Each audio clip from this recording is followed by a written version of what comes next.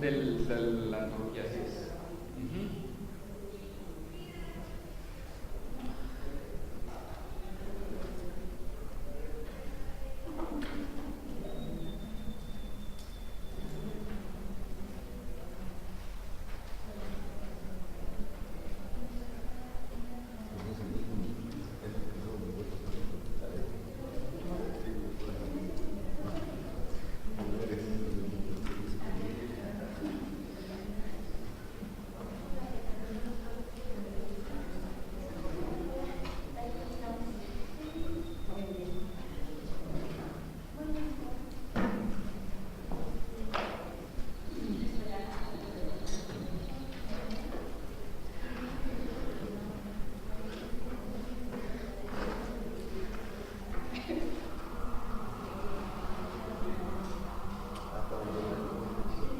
Estarán acá afuera sus colegas.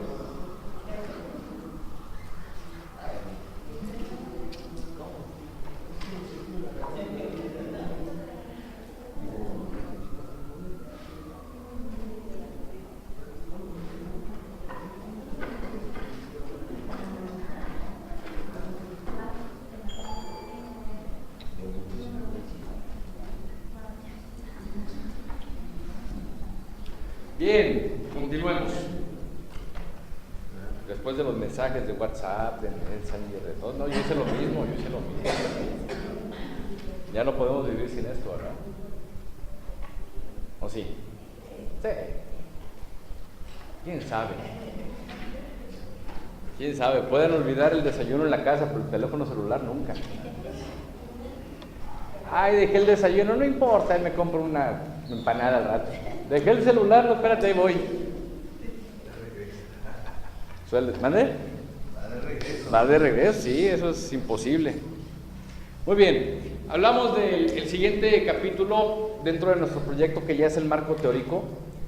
El marco teórico, colegas, no es otra cosa, o algunos más bien le llaman también el estado de arte o el estado del conocimiento. Para efectos de proyecto de investigación aquí en la universidad le llamamos marco teórico como tal.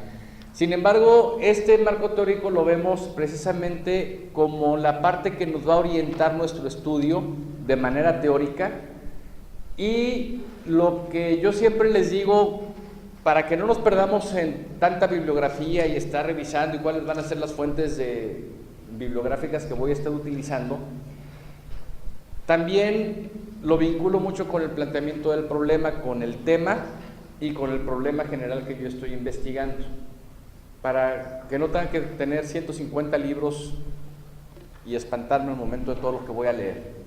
Entonces, si yo lo vinculo, mi marco teórico, a la formulación de mi problema de investigación o mi problema de investigación completo, voy a atacar directamente las fuentes bibliográficas que yo sepa que le van a dar respuesta teórica a esa pregunta.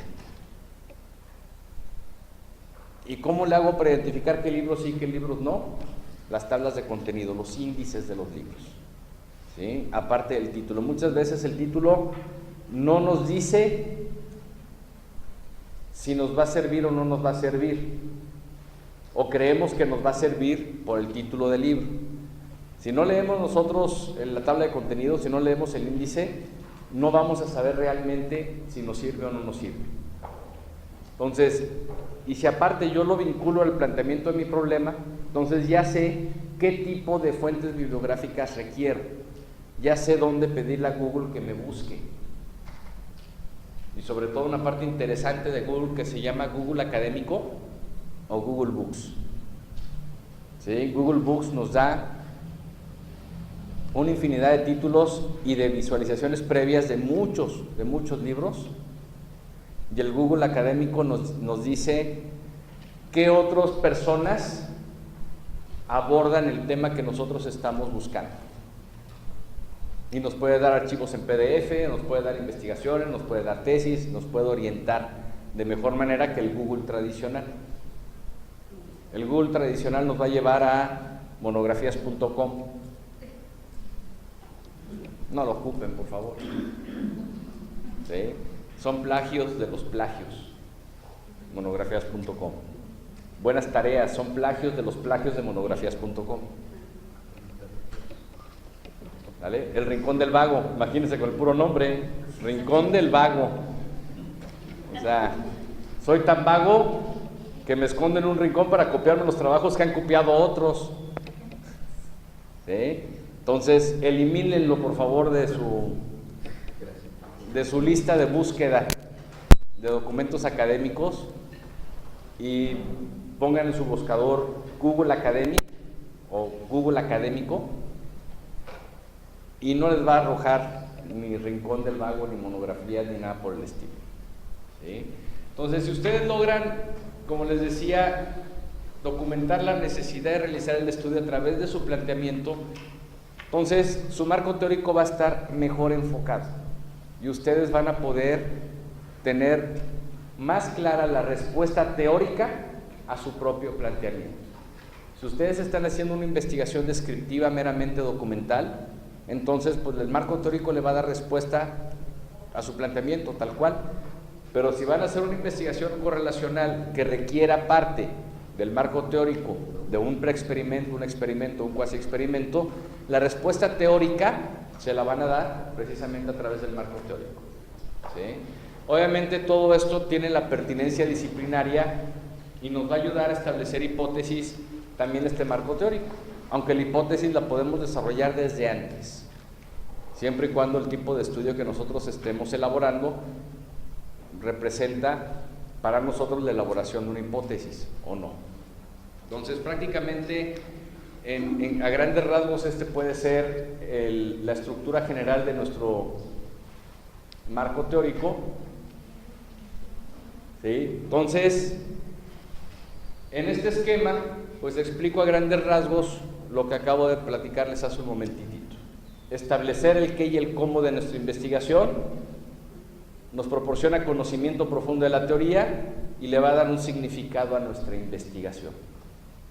Es decir, vamos a presentar antecedentes y vamos a basar y vamos a establecer nuestra postura teórica en relación a nuestro tema. Que esa es la forma en que se divide el marco teórico en un proyecto de investigación. Por un lado, los antecedentes del estudio y por otro lado, las bases teóricas.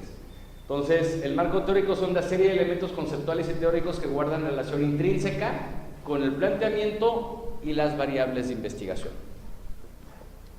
Entonces, ya tengo cuál es mi planteamiento, ya tengo la formulación de mi problema, ya sé qué es el aprendizaje y qué es la tecnología.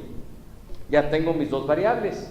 Entonces, voy a buscar fuentes bibliográficas que me hablen de los aprendizajes y de la tecnología. ¿Sí? No me voy a meter en estilos de aprendizaje a lo mejor, no me voy a meter en condiciones sociales de la educación en México, porque eso no me va a orientar, no me va a ayudar en nada, estaría perdiendo mucho tiempo. Me voy a ir a los aprendizajes. ¿Quién estudia los aprendizajes de los teóricos?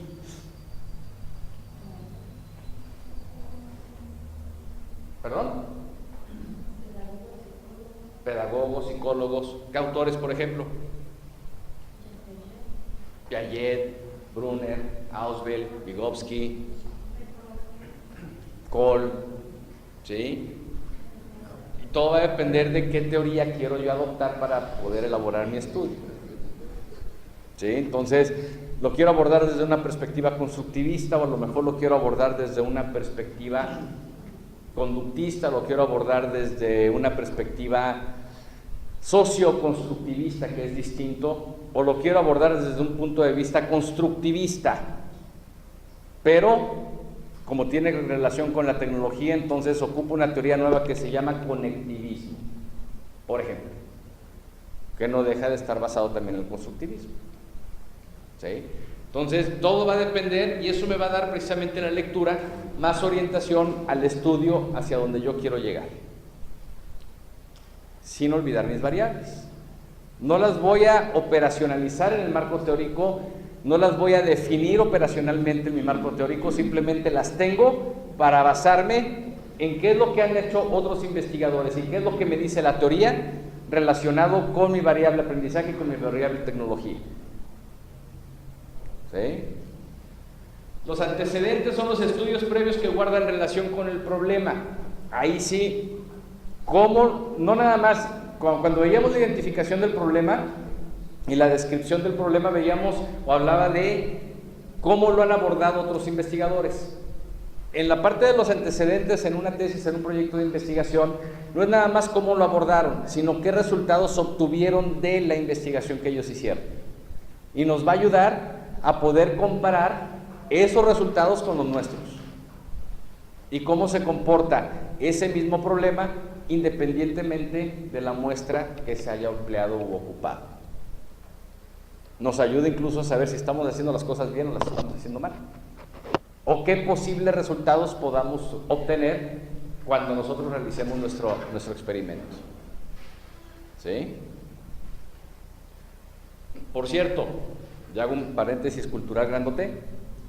Las investigaciones nos dicen que sí hay relación entre la tecnología y el aprendizaje, sin embargo, todavía no se ha medido qué tan efectivo es el uso de la tecnología en el desarrollo de aprendizajes, que es complicado. Así que allá hay un tema libre por si alguien quiere aventarse. Muy bien, entonces dentro de los estudios previos lo que hay que hacer es señalar los autores y años de realización de las investigaciones para elaborar los antecedentes, los objetivos perseguidos y los hallazgos más importantes de esa investigación.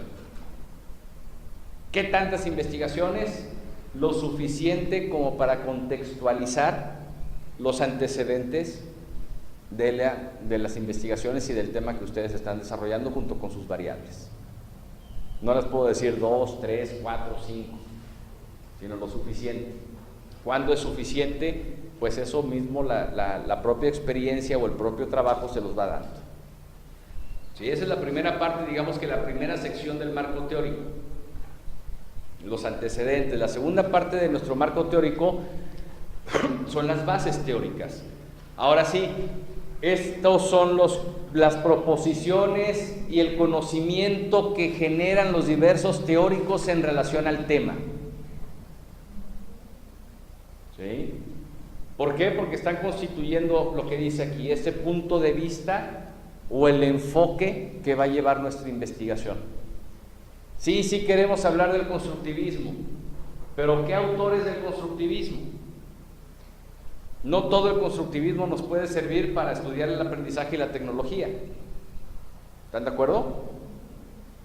¿Sí? A lo mejor Piaget como fundador o como pieza fundamental y pilar del constructivismo no me sirve de mucho porque habla de los desarrollos cognitivos del niño o del ser humano. ¿Sí? Bueno, pues a lo mejor la teoría del desarrollo próximo, pues quién sabe, dependiendo del tema bien. ¿Sí? O los estilos de aprendizaje me pueden ayudar. Entonces a lo mejor sí los estilos de aprendizaje sí me pueden apoyar. ¿Sí? O el aprendizaje significativo. ¿Cuál sería el más adecuado?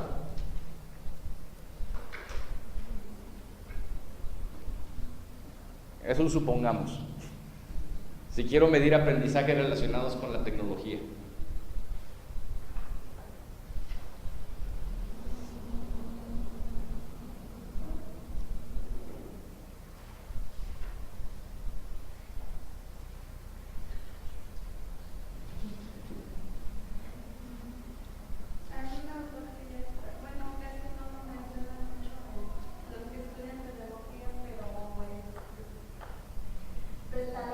Okay.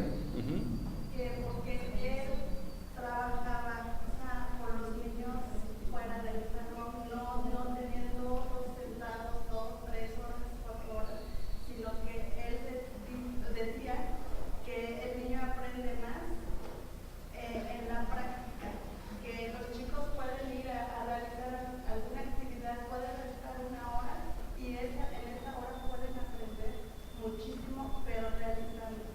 Entonces él trabaja mucho lo que en aquella época el huerto y todas esas cosas. Ahora pues lo modifica, ¿no? Con la tecnología. Así es, bueno, se puede abordar. ¿Sí? Entonces, la maestra en dado caso ocuparía las bases teóricas de Pestalozzi precisamente como fundamento y adopta parte de esa teoría para fundamentar su estudio. ¿Sí? Y busca de esa manera pues darle respuesta al planteamiento, respuesta teórica. ¿Sí? Y de esa manera pues ya va a poder explicar el fenómeno o problema planteado. ¿sí? Quizás se complica un poco en cuestión de tecnología con Pestalozzi porque no forzosamente tiene que salir del aula, de su ambiente el alumno para poder desarrollarlo. Sin embargo, sí se estaría modificando el contexto del aprendizaje del alumno, que prácticamente eso es lo que Pestalozzi señala en su teoría, que es sacar del ambiente del salón de clase de 4 paredes, de un pizarrón y de un maestro, a que el alumno explore por sí mismo lo que desea aprender relacionado a un tema. Aprendizaje vivencial le llaman hoy en día, ¿sí? Digamos que es la evolución de la teoría de Pestalozzi relacionado con el aprendizaje, ¿sí? Entonces, de que le puede funcionar, le puede funcionar. Hoy en día muchos estudiosos de la educación hablamos de que se aprende haciendo, o se aprende mejor haciendo. Así es. Y yo siempre les pongo el ejemplo. Imagínense a un médico de biblioteca. ¿Ustedes dejarían que los operara? No, ¿verdad? Llegan con el dentista, oye, ¿cuántas muelas has sacado? Pues es la primera, porque en la escuela nunca me dijeron que sacara muelas. No, pues gracias, déjame, me voy con otro. No vas a estar experimentando conmigo. ¿Sí? Ahora que está de moda el avión, gracias al copiloto que estrelló el Airbus ahí en los Alpes franceses, un piloto aviador aprende a volar en un simulador de vuelo antes de treparse al papalote para estrellarlo. Entonces, si lo estrella no mata a nadie, resetean en la computadora y vuelve a utilizar el simulador. ¿Sí? ¿Cómo son los exámenes en las escuelas de gastronomía?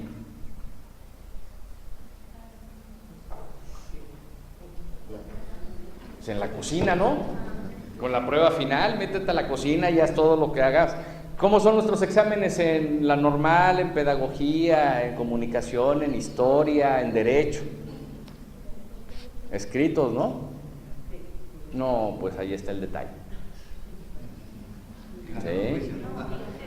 O sea, claro, ¿sí? Ahí está la respuesta. Un médico aprende a través de maniquís, obviamente sí leyendo, desde luego, parte teórica sí, pero aprende a través de maniquís, luego con cadáveres y luego con seres vivos, antes con animalitos y luego ya con animalitos racionales, ¿sí? Y va aprendiendo y va evolucionando. Entonces, con la teoría sí se sabe dónde está el colon, dónde está el hígado, dónde está el apéndice, dónde está el riñón, dónde están los pulmones, dónde está el corazón, pero luego lo hacen que lo vea físicamente a través ya sea de un maniquí o de un ser humano, para que vea verdaderamente el comportamiento y lo pueda manipular. ¿Por qué no lo hacemos así en la normal? ¿O por qué no lo hacemos así en las escuelas teóricas, no? Entonces, ese es un grave error. Ese es un grave problema también dentro de la educación. Entonces, el alumno, obviamente, la persona, el ser humano aprende mejor haciendo que nada más viendo y repitiendo. ¿Sí? Entonces,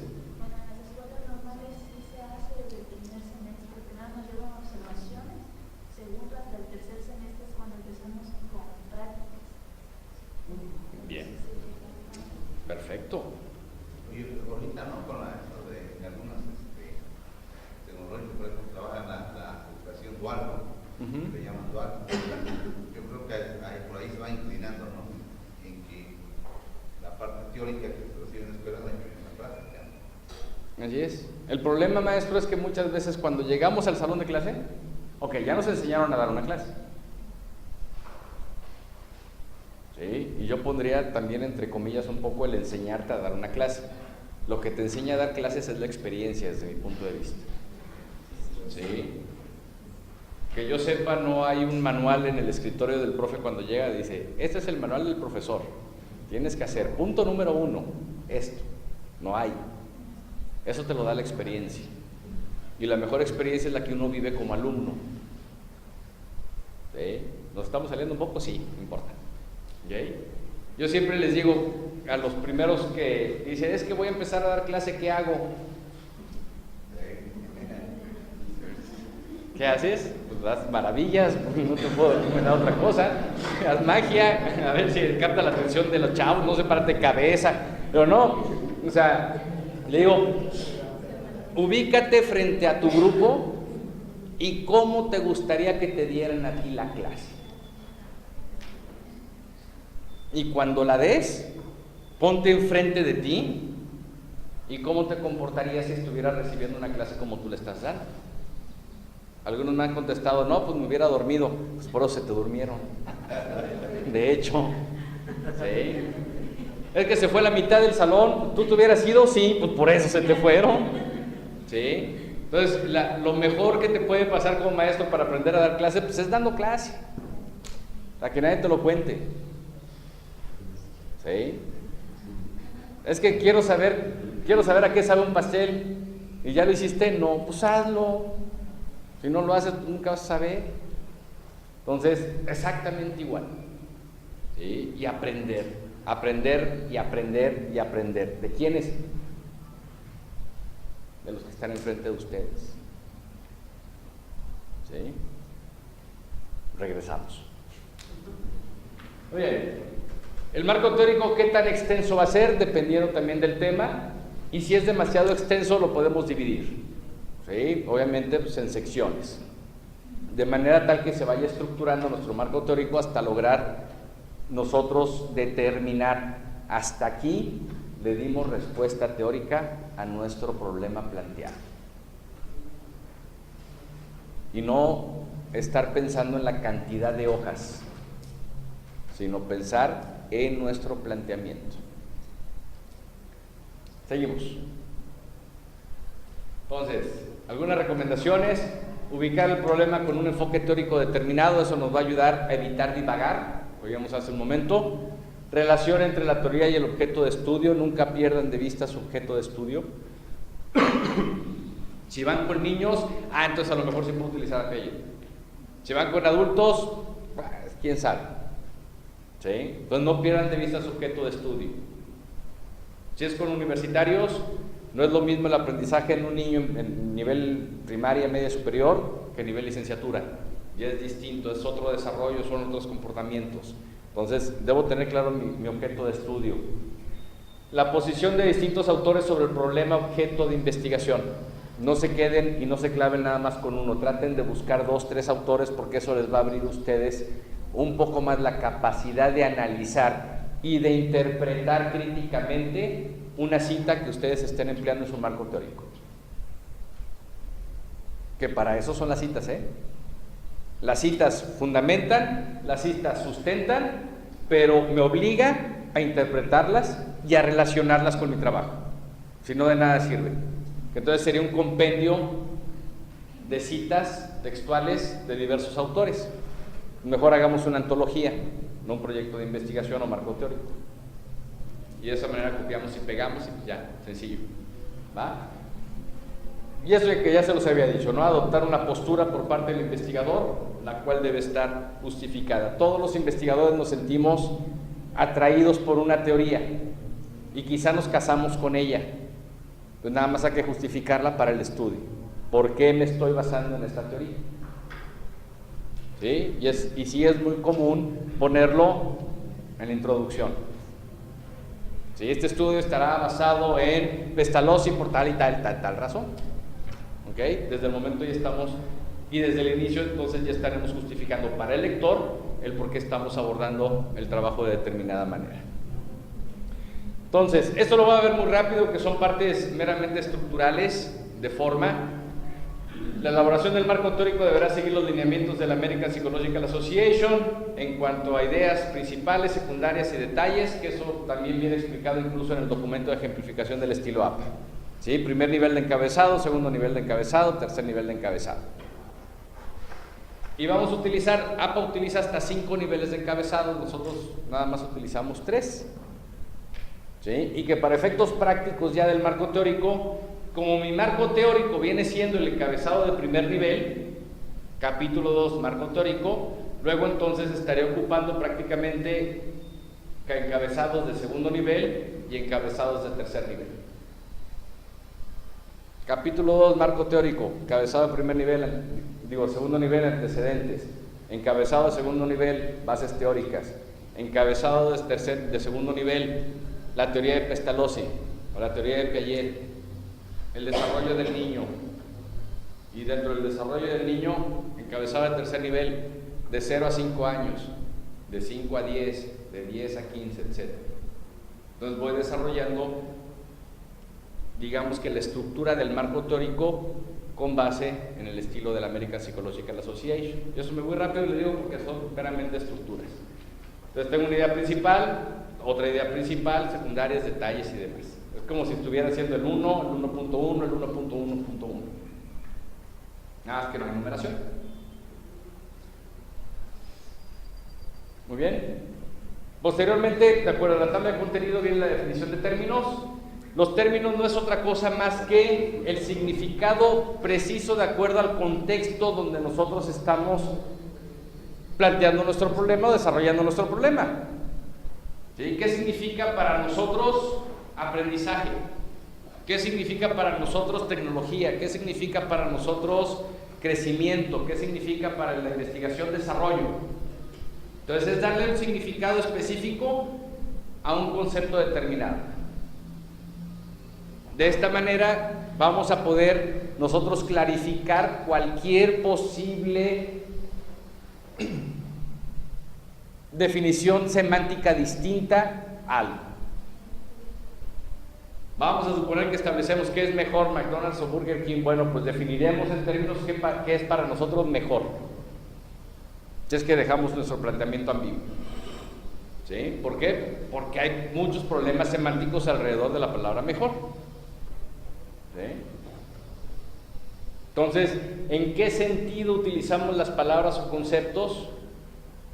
En la identificación y en la formulación del problema. Entonces son 2, 3, 4 conceptos los que nosotros vamos a terminar definiendo. ¿Sí? No son palabras clave, las palabras clave es completamente distinto a esto. Y tampoco es un glosario de términos, sino es la definición de términos que utilizamos por lo general en nuestro planteamiento del problema.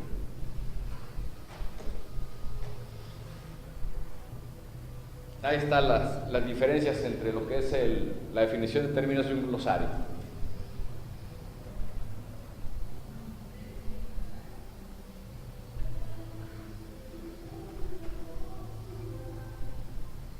Alguien anda romántico allá afuera. ¿Queda claro? ¿Apuntaron, tomaron fotos? Muy bien. Sistema de variables. ¿Qué es una variable?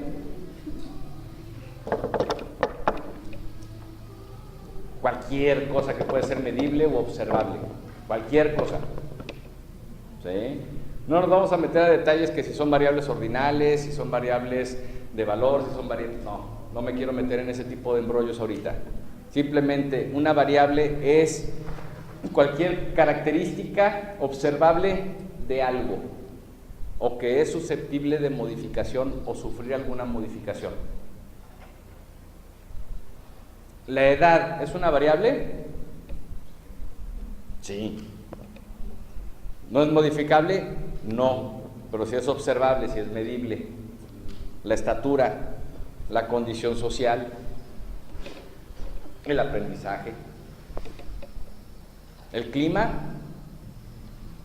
es una variable? Sí. ¿Ok? Entonces todo lo que puede ser medible o observable, pues a final de cuentas es una variable. Y nuestras variables las obtenemos desde el principio con nuestra formulación del problema de investigación. ¿Qué relación existe entre el aprendizaje y el uso de la tecnología? Y están nuestras dos variables, aprendizaje por un lado y uso de la tecnología por otro. ¿Sí? Luego, bueno, aquí está parte de lo que acabamos de ver. ¿Sí? Vamos a ver algunos ejemplos de variables. ¿Qué significa la operacionalización? Pues descender a un nivel de abstracción de las variables, es decir, desglosar cada una de las variables, y eso significa la operacionalización de la misma. Es decir, ¿qué vamos a hacer con nuestra variable aprendizaje? ¿cómo podemos desmenuzar la variable aprendizaje? ¿Cómo mediríamos el aprendizaje en una investigación? ¿A través de qué?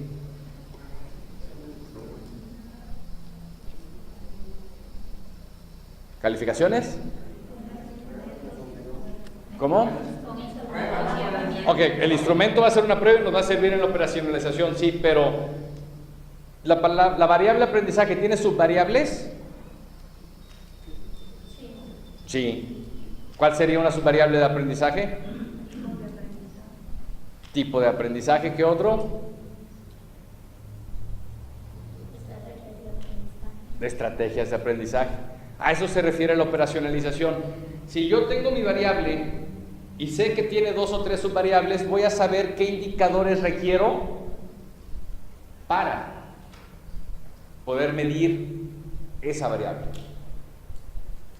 ¿Sí? Entonces ya tengo, por un lado tengo mi variable de aprendizaje, a lo mejor estilos de aprendizaje, y el estilo de aprendizaje, ¿cuál sería un indicador para poder medir ya el estilo de aprendizaje?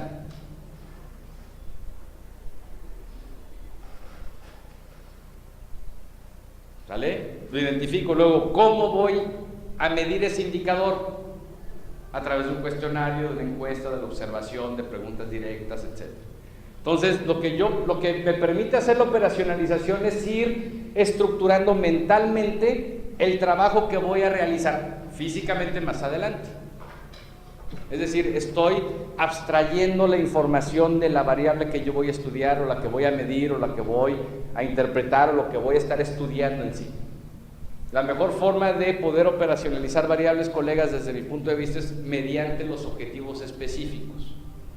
Entonces, si yo tengo un objetivo específico, extraigo las dos variables, la variable dependiente, la variable independiente, veo si tiene sus variables, veo los indicadores que voy a utilizar para poder medirlas, y de ahí el instrumento que voy a emplear para poder medir esa variable, relacionar o cualquier cosa que yo vaya a hacer con mi investigación.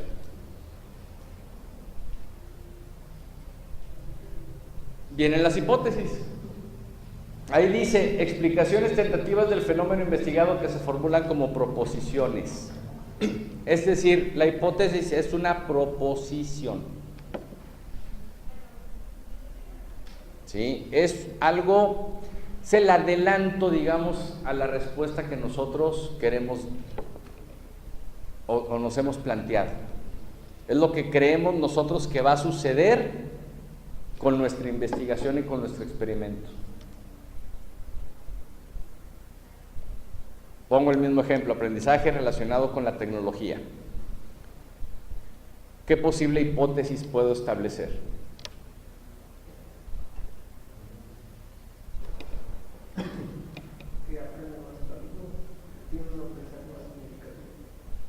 A ver, otra vez. Que el alumno tiene un aprendizaje más significativo. ¿Con qué? Con el involucrarse en la tecnología.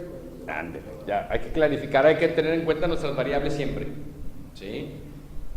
A mayor contacto con la tecnología, mayores aprendizajes del alumno. ¿Sí?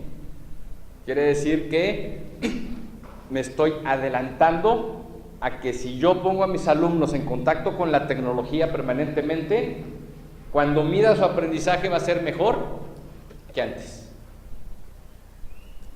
¿Sí? En X o Y tema. Y si lo hago correlacional, como lo veíamos hace rato al principio de la formulación del problema, en condiciones A y en condiciones B, entonces lo voy a hacer obviamente con la gente rural, luego lo voy a hacer también con la gente de la ciudad, y voy a relacionar mis resultados y el uso de mis variables. ¿De acuerdo? Entonces, ahí está la pregunta, ¿siempre habremos de elaborar hipótesis? No, no siempre. Va a depender del tipo de estudio. ¿Sí? Va a depender siempre del tipo de estudio que nosotros estemos realizando. De acuerdo a nuestro alcance, vamos a elaborar una hipótesis. Si nuestra investigación es exploratoria, estamos explorando el tema, no hay mucho relacionado al tema. Por lo general los estudios exploratorios nos ayudan para posteriormente profundizar más a través de otra investigación. Por lo tanto, no se elaboran hipótesis en un estudio exploratorio. ¿Sí? ¿Por qué? Porque queremos, como la palabra lo dice, explorar el comportamiento de determinada situación o determinadas variables.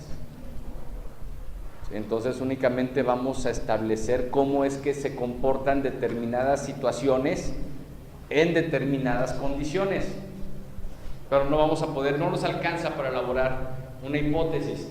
Quizá nuestro proyecto inicie como exploratorio y que con el avance del mismo, aunque no haya mucha investigación o mucho sustento teórico atrás de, me lleve a modificarlo y convertirlo en descriptivo.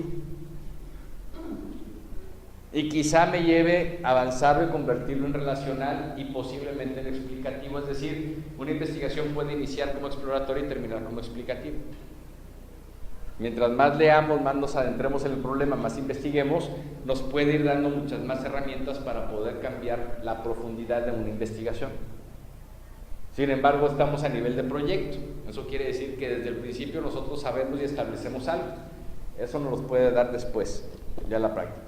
En un estudio descriptivo, colegas, vamos a elaborar hipótesis siempre y cuando vayamos a pronosticar un hecho o vayamos a pronosticar un dato.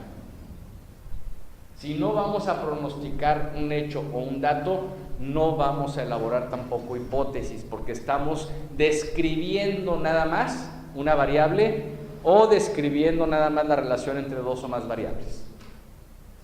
Nosotros vamos a elaborar hipótesis a partir del estudio correlacional, que son hipótesis correlacionales, o el estudio explicativo, que son precisamente hipótesis causales, hipótesis que nos lleven a la causa-efecto. Como una de las mejores maneras de aprender es haciendo, pero no los puedo poner ahorita a ustedes a investigar, pues les traigo algunos ejemplos, que de todas maneras me van a decir que no, ¿verdad? A ver, saquen toda su libreta, vamos a hacer una investigación. Ok. Me voy a adelantar tantito. ¿Sí? Tenemos los tipos de investigaciones, descriptivas, correlacionales, de diferencia de grupos y causales.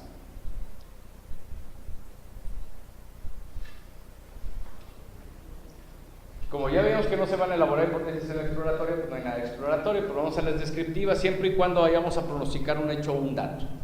Por ejemplo, el aumento de divorcios, del número de divorcios de parejas en la ciudad de Veracruz, cuyas edades oscilan entre los 18 y los 25, será el 20% en 2011. ¿Sale? Quizá estamos hablando en nuestra investigación que se está copiando el modelo de divorcios del Distrito Federal, que es el divorcio express. Entonces, mi perspectiva es que con ese cambio en la legislación del derecho civil va a hacer que aumente el número de divorcios en Veracruz, en esas edades. Entonces, tengo que esperar a que pase el 2011, hacer el estudio y al terminar comprobar o rechazar la hipótesis. ¿Sí? Sí fue o no fue. No le estoy atribuyendo causa, simplemente estoy diciendo que a partir del 2011 van a aumentar. ¿Sí? Por determinada situación. La inflación del próximo año en México no será superior al 4%, ese es el sueño de Luis Videgaray.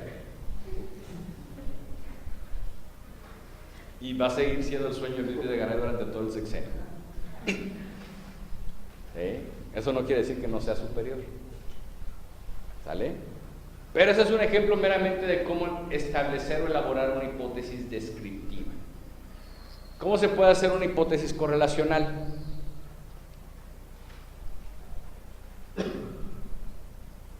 Especifican las relaciones entre dos o más variables y corresponden a los estudios correlacionales. No solo se establece la relación, sino la asociación que existe entre esta relación. Hace rato dijimos a mayor exposición a la tecnología, mayores aprendizajes. No estamos hablando de mejores, porque lo estaríamos estableciendo en términos ambiguos. ¿Sí? Que un alumno saque 7 no quiere decir que haya aprendido menos que un alumno que sacó 10. ¿Están de acuerdo? Que estaríamos basándolo en una calificación numérica de un examen, pero no del aprendizaje como tal. ¿Sí? Entonces, a mayor autoestima habrá menor temor al éxito, por ejemplo. ¿Sí? Por lo general, una hipótesis relacional es a mayor menor, a mayor mayor, a menor mayor, a menor menor. ¿Sí? No estamos estableciendo en sí causas, sino estamos buscando relaciones. Las telenovelas latinoamericanas de esta época muestran cada vez un mayor contenido sexual en sus escenas. ¿Ok? Quiere decir que tengo que agarrar una muestra de telenovelas de décadas o épocas anteriores y las telenovelas de época actual y medir ¿qué? Contenido sexual. Pero no me quiero ir a las telenovelas gringas, que ya sé que son bien cochinotes, ¿no? Pero los brasileños son también pesados, son latinoamericanos. Entonces tengo que buscar una muestra que me lleve precisamente a poder establecer, a comprobar o a rechazar. Una hipótesis. A mayor cultura fiscal habrá mayor recaudación de impuestos. No forzosamente. Nos obligaron a eliminar los repecos, hicieron una serie de reformas al fisco y pues sí se aumentaron la recaudación, pero no aumentaron la cultura fiscal hoy en día. ¿Sí? Hipótesis de diferencia de grupos, por ejemplo. ¿Me ayuda, maestro? A leer la primera, por favor. Hipótesis de la diferencia de grupos. El efecto persuasivo para dejar de fumar no será igual en los adolescentes que ven la versión del comercial televisivo en colores que el efecto en los adolescentes que vean la versión del comercial en blanco y negro. Gracias. ¿Eso qué quiere decir? Pues que yo tengo que tener un grupo que va a ver un comercial determinado, persuasivo, para que dejen de fumar en blanco y negro. Al otro grupo le presento el mismo comercial, pero a color. Relaciono qué fue lo que sucedió con la percepción de ambos y saco conclusiones. ¿Sí? Estoy haciendo el mismo experimento a dos grupos distintos. ¿Sí? No forzosamente quiere decir que tenga un grupo, a eso le llamamos un grupo libre, un grupo de control, donde quizá voy a estar manipulando una variable. ¿Qué variable es la que estoy manipulando? El comercial. Uno lo estoy poniendo en blanco y negro y otro lo estoy poniendo a color. Los adolescentes le atribuyen más importancia al atractivo físico en sus relaciones de pareja que las adolescentes. Ahí está el detalle, ¿verdad? Sí. Nosotros nos fijamos en los ojos, ustedes se fijan en otra cosa. En la cartera, no piensen en la niña. No es cierto. ¿Ok? El tiempo que guardan las personas contagiadas por transfusión sanguínea en desarrollar el SIDA es menor que las que adquieren el VIH por transmisión sexual. ¿Sí? ¿Qué quiere decir esta última? Que tengo que ver cuánto tardan las personas contagiadas en desarrollar el SIDA si es que recibieron una transfusión con sangre infectada y cuánto tiempo tardan las personas o mi muestra si es que fueron contagiadas por transmisión sexual. ¿Sí? Son hipótesis de diferencia de grupos, no dejan de ser correlacionales. ¿Ok? Pero no estoy haciendo el experimento en mi mismo grupo. ¿Sale? ¿Se pueden llegar a hacer experimentos en un mismo grupo? Sí. Sí se puede. ¿Okay? Primero agarro a mis chicos del salón de clase porque ese quiero que sea mi muestra intencionalmente y los expongo a la tecnología y mido mis resultados de cómo se desarrollaban antes a cómo se desarrollaron después con el uso de la tecnología. Esa es una forma de hacer. O tengo un grupo A que los voy a estar exponiendo a la tecnología y tengo un grupo B que no los voy a estar exponiendo a la tecnología y mido resultados. Son formas distintas de llegar a resultados, ¿sí? Y de hacer experimentos.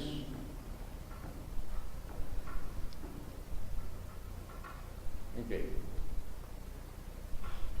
Las hipótesis causales obviamente establecen relaciones causa y efecto y son muy parecidas a las correlacionales, nada más que va a integrar precisamente la posibilidad causal en la estructura de la propia hipótesis. La falta de preparación de asesores contables genera una menor cultura fiscal. Una correlacional, ¿se acuerdan algo parecido a esto? A mayor conocimiento contable, mayor cultura fiscal. ¿Sí? Aquí lo que estamos tratando de establecer o proponer es que la falta de preparación de los contadores generan una menor cultura fiscal en la población. Como causa-efecto, exactamente. ¿Sí? Una variable influye en o causa en algo en otra variable. ¿Sí queda claro la diferencia entre una y otra? ¿Y cómo es que establecemos causas?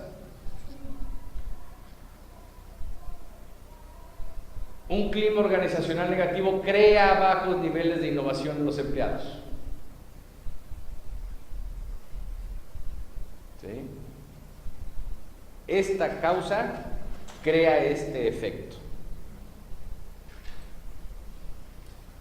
Y esos son los tipos de hipótesis causales. Ahorita voy a brincar mucho, que habíamos visto que hay hipótesis nulas, hipótesis estadísticas y demás. Bueno, la hipótesis nula es anexarle la palabra no a una hipótesis de investigación. Casi no se ocupan hoy en día. ¿Por qué? Porque al momento de rechazar tu hipótesis de investigación, pues estás elaborando una hipótesis nula. ¿Estamos de acuerdo? ¿Sí? Entonces, ¿para qué pongo un clima organizacional negativo? No crea bajos niveles de innovación en los empleados. Al momento de investigar rechazo mi hipótesis y ya quedó. ¿Se puede poner? Claro que se puede poner. Algunos investigadores ocupan incluso una hipótesis alternativa. A mí en lo particular no me gusta. ¿Por qué? Porque primero te estoy diciendo que puede pasar esto, pero también te puedo decir que no puede pasar, pero también te digo que quizá pase esto. Entonces, como que se divaga demasiado si tengo una hipótesis alternativa, que al final de cuentas la tengo que comprobar empíricamente también, y eso me lleva tiempo. Yo soy muy práctico para las investigaciones. Que ahí voy, en eso. Me voy a adelantar.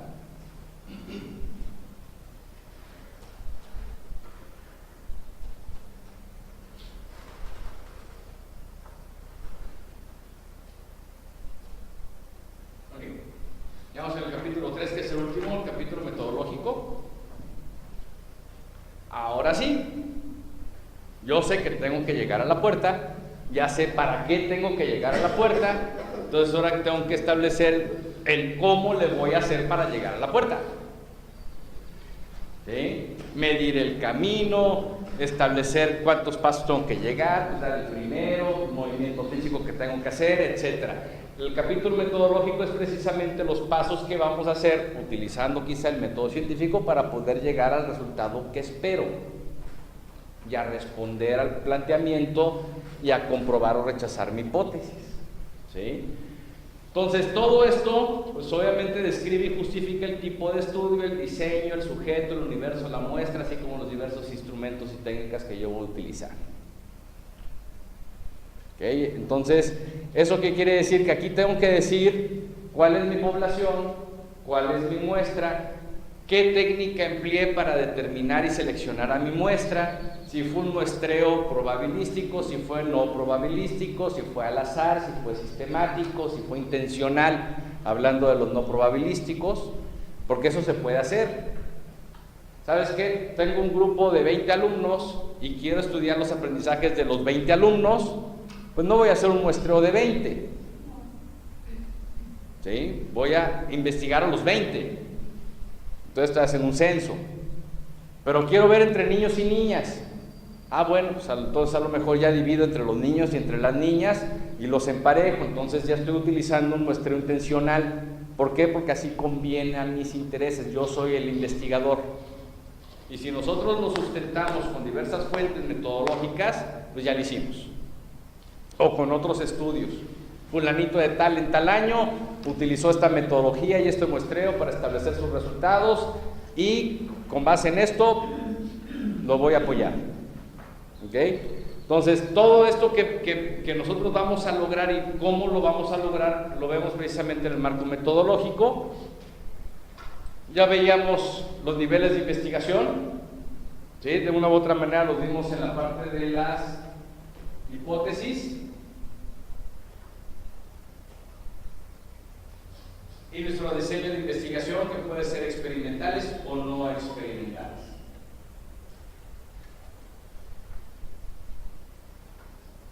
Esta tabla la van a poder leer ustedes con calma y en su casa, igual lo de población de muestra.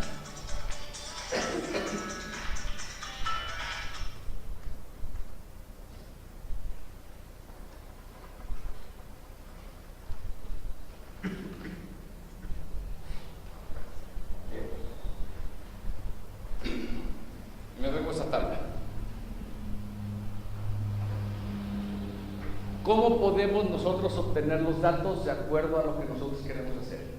¿Sí? Esos son los más comunes: la observación, la entrevista, la encuesta, el análisis de datos secundarios o el análisis de contenido.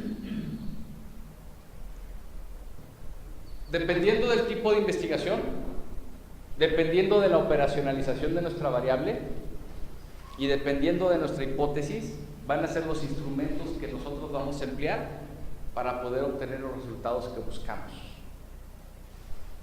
¿Sí? Entonces, si nosotros logramos tener un planteamiento adecuado, los objetivos claros y las técnicas de recolección de datos claras, con una muestra bien armada, nosotros vamos a tener un resultado exitoso en una investigación científica. Independientemente de los puntos que vayamos a incluir en una entrevista o en una encuesta. En la observación tenemos que registrar lo que estamos viendo. En la entrevista, pues obviamente puede ser una entrevista estructurada o una entrevista semiestructurada. La encuesta son los cuestionarios, las escalas, los test, la famosa escala de Likert, 5, 4, 3, 2, 1. ¿Sí? El análisis de datos secundarios, que esto nos sirve mucho en investigaciones descriptivas o analíticas en cuestión de datos estadísticos. Si yo quiero medir el nivel socioeconómico de una población determinada con la permanencia de la población en determinado nivel académico, lo que hago es que me voy al INEGI y empiezo a hacer inferencia de los datos que yo estoy obteniendo en un periodo X. Entonces me estoy haciendo un análisis de datos secundarios. Y el análisis de contenido, obtengo información a partir de revisión minuciosa organizada de documentos, textos, discursos, entre otros. El análisis de contenido no es nada más leer y explicar, sino es medir y es ir a detalle de lo que verdaderamente estoy leyendo y analizando. No es nada fácil un análisis de contenido. Se ocupa mucho en comunicación, se ocupa mucho en sociodemografía, se ocupa mucho en sociología. ¿Por qué? Porque si yo quiero ver cuál es la percepción que tiene la población del presidente Enrique Peña Nieto, no me puedo basar en una encuesta, pero me puedo basar también en la percepción que tienen en Estados Unidos. ¿Con base en qué? En los periódicos. Entonces, ¿cuántas notas sacan al día del presidente de la República? ¿Qué espacio le dedican en cada uno de los periódicos que se compone mi muestra? ¿Cuántos centímetros cuadrados en el encabezado? ¿Cuántos centímetros cuadrados en fotografía? ¿Sí? ¿Cada cuánto repiten el nombre del presidente en una nota? Todo esto lo hago dentro del análisis de contenido. que me va a ayudar precisamente a poder establecer la percepción que tienen de nuestro presidente la prensa en el extranjero.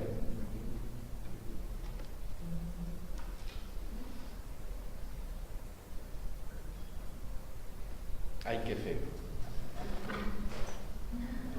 Ay, qué feo. Tienen vacaciones para Semana Santa, tienen trabajo para Semana Santa. El trabajo, bueno, como todos los trabajos del segundo y del primer cuatrimestre, colegas, es el resumen de la antología. ¿Sí?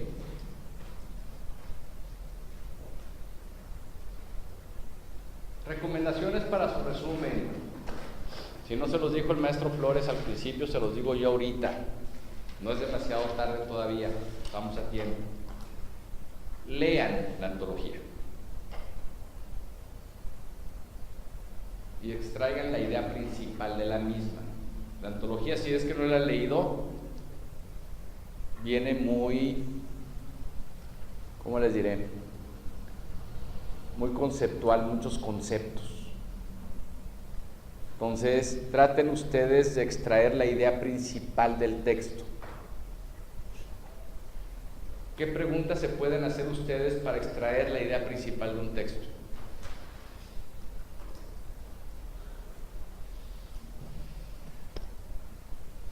¿No la saben?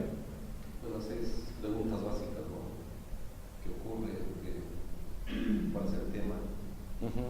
¿Cuál es el suceso? ¿Quiénes intervienen? ¿Dónde? ¿Cuándo? Bien. Y todo eso en una sola pregunta lo podemos sintetizar. ¿Cuál fue la última película que vio, maestro?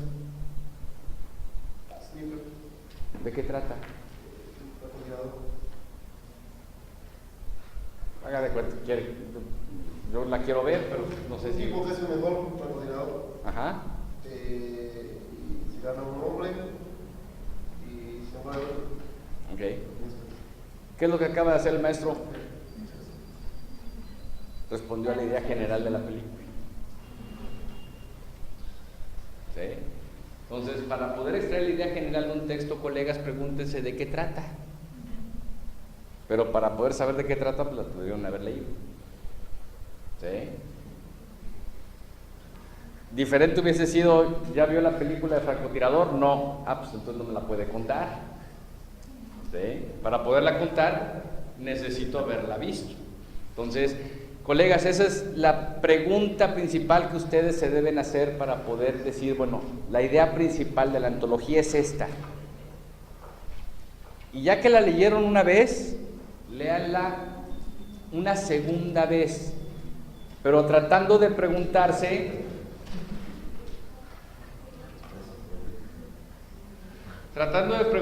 de qué trata, no el texto, sino la unidad mínima dentro de la estructura gramatical de un texto, que se llama párrafo.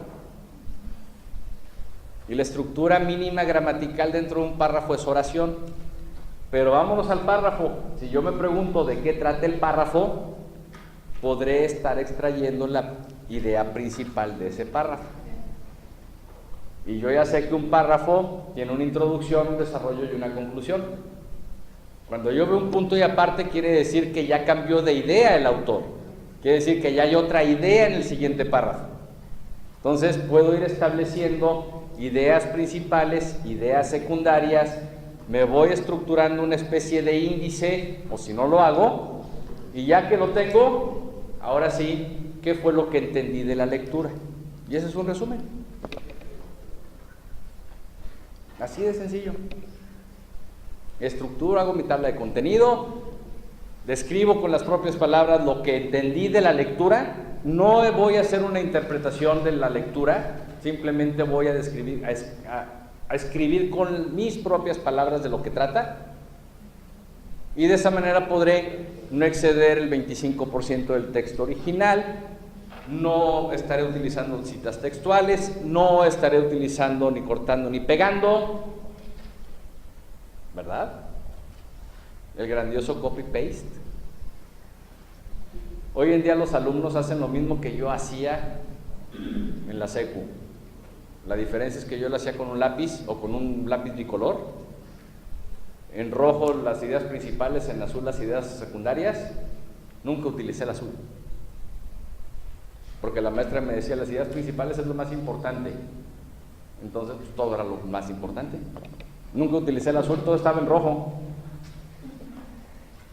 Y como luego la maestra me decía, bueno, pues todo lo que subrayaste en rojo, pásalo a tu libreta. Pues lo pasé en la libreta. No existía la computadora, no sé por qué. Hoy hacemos lo mismo, seleccionamos, en lugar de con el lápiz, con el mouse. Y en lugar de volver a escribir en la libreta, copiamos y luego pegamos. Sin embargo, seguimos cometiendo el mismo error que yo cometía hace N cantidad de años. Nunca leí. Es decir, no leemos. Entonces, por eso la recomendación número 1, lean. ¿Sí? Lean y traten de encontrarle una idea distinta a la lectura.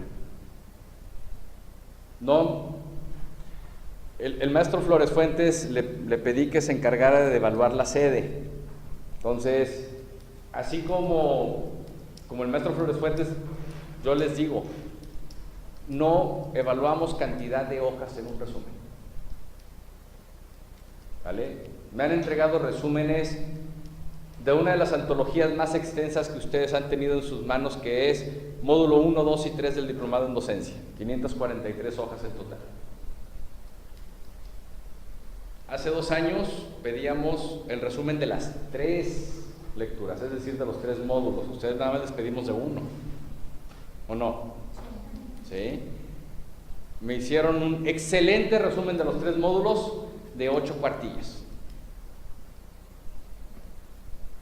¿Sí? Eso no quiere decir que, vaya, no agarro y digo, es de 60 hojas, ya tiene 10.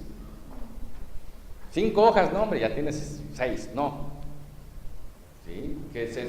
Que uno a través de la lectura de su resumen puede identificar que entendieron el tema, pero que lo leyeron también. ¿Vale? Entonces no se preocupen por la cantidad de hojas. El decir que no excede el 25% original quiere decir eso, no exceder el 25% original, pero tampoco es limitativo al 25%. Porque si no, imagínense, de los 3 módulos del diplomado en docencia, cerrémoslo en 500. Bueno, no, la antología de la materia que viene de tecnologías de la información y la educación es más o menos similar, también son 3 módulos. Pero vamos a cerrarlo en 500 cuartillas, 25% de 500.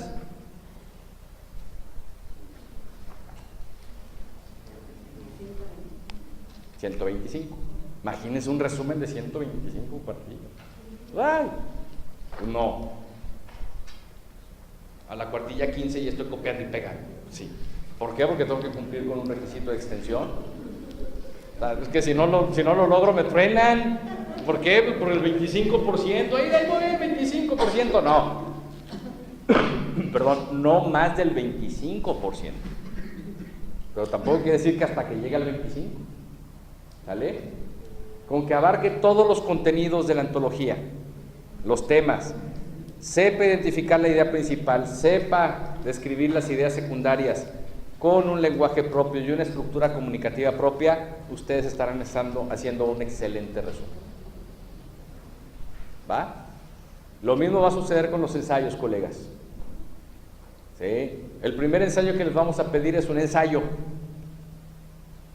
Es decir, su opinión sobre determinado tema. El tema se lo vamos a dar nosotros a través del correo electrónico, ya cuando estén en tercera. Su opinión. Después le vamos a pedir un ensayo argumentativo. Su opinión sustentada, fundamentada, razonada. ¿Sí? Pero, ¿y si ustedes me pueden hacer un ensayo en una sola cuartilla? ¿Se puede? Sí, sí se puede. Siempre y cuando tenga su introducción, su desarrollo, su conclusión, deje claro su postura en relación al tema y justifiquen y fundamenten bien su postura en relación al tema. ¿Sí? Si ustedes, me pueden decir que la legalización de la marihuana traerá mejores condiciones a la población, está bien, esa es su idea, fundamentenmela. susténtenla.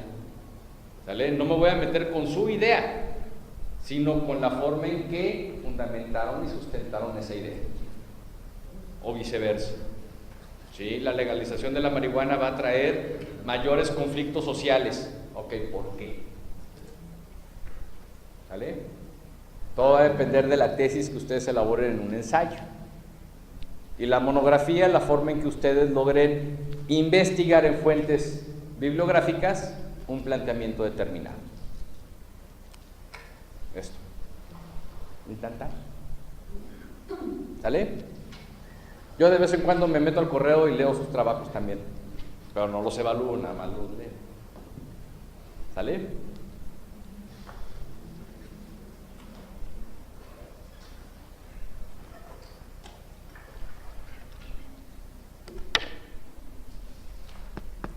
Esa frase los dejo. Esa frase es mía. Eso no quiere decir que no la puedan utilizar.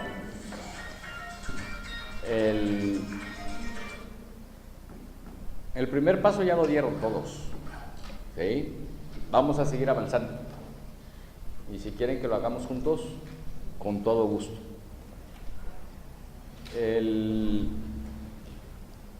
Ahora que les mande la presentación, les voy a reiterar mi correo personal, aunque ya lo tienen.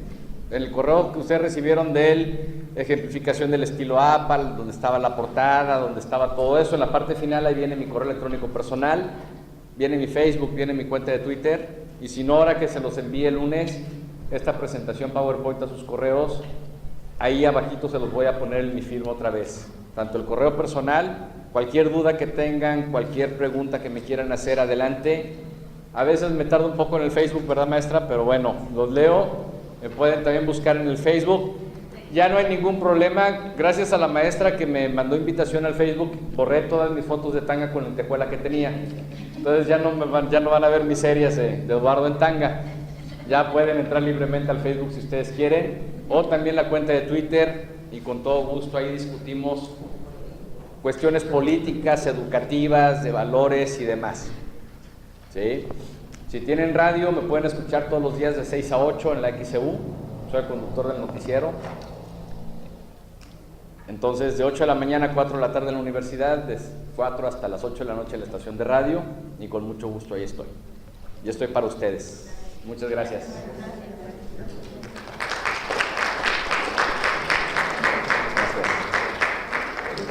No sé si tienen alguna pregunta, alguna duda. Mientras, alguna duda. ¿Preguntas? ¿Dudas? ¿Sugerencias? ¿Reclamos? Los reclamos con el maestro Guadalupe, por favor. Bueno, solo recordarles que la próxima sesión será el 25 de abril, y sería a la 1 de la tarde. ¿Sí? ¿No tienen algún inconveniente que sea a la 1 de la tarde? Me refiero tal vez al trabajo, problemas de... ¿No? De hecho, miren, también es probable... no, maestro, para este grupo no se modificarían las fechas, me refiero en sus sesiones, por la cuestión de que sea usted en línea, ¿no? Él sí. ¿Ok? Nada más sería la hora, que sería a la 1 de la tarde, ¿no? ¿Les parece? ¿Es por esta ocasión o ya? Sería, pero si gustan, pues lo dejamos así, a las 10 de la mañana. ¿Sí?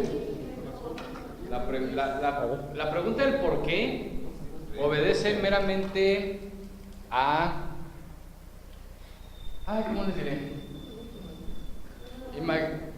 Les pongo el ejemplo de hoy de Eduardo. Llegué a las 8, me voy a ir a las 8 de la noche. Porque a las 4 de la tarde tengo un grupo de doctorado. Entonces, el tiempo muerto de ahorita, la 1 hasta las 4 de la tarde, pues es bastante. Más que nada obedece a eso, ¿sí? A poder estar, poder no gastar tanto, no hacerle gastar tanto a la sede, de mandar a un maestro a las 10 de la mañana con sus viáticos respectivos y demás, y luego a otro para las 4 de la tarde, sino mandarlos juntos y regresarlos juntos. Y si no se puede, pues no se pudo. Entonces, si la mayoría del grupo dice no, pues no. Si la mayoría del grupo dice sí, pues gracias. No, pero no, es como ustedes gusten. Sí, es como ustedes gusten. vamos a hacer una cosa, nos organizamos por esta ocasión y para la otra, otro grupo que se organice. No, de hecho por eso no se las modificamos, por eso estoy aquí a las 10 y ya me quedo yo aquí hasta las 4, ni modo, me va a tocar ir a comprar unos dulces de Don Pedro, ni hablar aquí a Córdoba. No puede ser, ahorita por ejemplo, por esta ocasión nosotros no vamos a la una y para el siguiente mes, como la otra ocasión que le toque, el grupo de doctorado, que es también puede ser opción. Usted dígalo, maestro, o lo dejamos a las 10, lo dejamos a las 10, pues, no hay Bueno, problema. si no, pues ahí lo dejamos. A las 10. Ok, si gustan, le dejamos a las 10. Creo que la ¿Mande? mayoría... No, es que precisamente ya no pueden, ya parece que ellos ya tuvieron, o sea, precisamente ellos estaban entrando a la 1 después de que ustedes salían. El detalle es que ellos me pidieron que por favor nos moviéramos más tarde porque varios de ellos trabajan y por eso los pusimos a las 4 de la tarde, de 4 a 7 a ellos. Es ahí, en ellos fueron los que me pidieron que pues fuera más tarde, porque no podían asistir. Ah, ok. Sí. Entonces, 25 a las 10. Pues sería a las 10. Ah, ¿pero qué dicen la mayoría? ¿A las 10? Bueno. Ajá. No los voy a poder saludar el próximo mes, porque mi clase de doctorado es a las 4 de la tarde, pero haré lo posible por estar aquí antes de la 1. Bueno, entonces sería a las 10.